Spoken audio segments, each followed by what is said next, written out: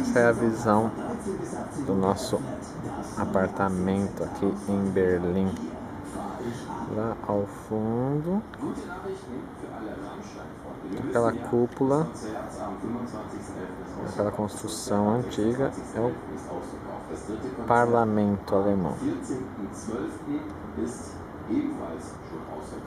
Mas aqui embaixo, pertinho da gente, aqui é a topografia do terror.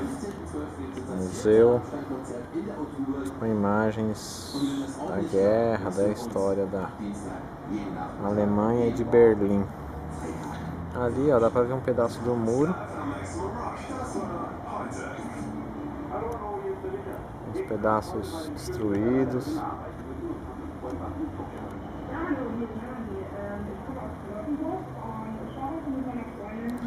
Aí divide a Berlim em dois. Do lado de lá era Berlim Oriental e do lado de cá Berlim Ocidental. Aqui é um passeio de balão que o pessoal faz. Um cabo aqui que puxa eles. Sai dessa pracinha aqui. Pracinha bem bacana, com várias coisas legais. E ali o tal do Currywurst, a comida típica aqui, ó. Pãozinho com salsichão. Lá ao fundo as duas igrejas. Uma igreja francesa e uma igreja anglicana. Nós vamos lá amanhã. Ali a famosa torre da TV, construção gigantesca, maior que a Torre Eiffel. Aqui é a visão que nós temos. Estamos no 12º andar do prédio.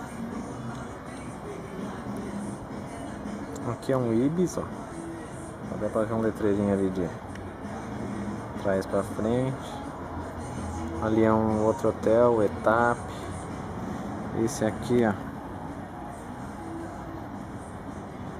é o novo hotel, uma região cheia de hotéis aqui onde nós estamos. Que é bem próxima, né? Ali o balãozinho tá chegando, ó.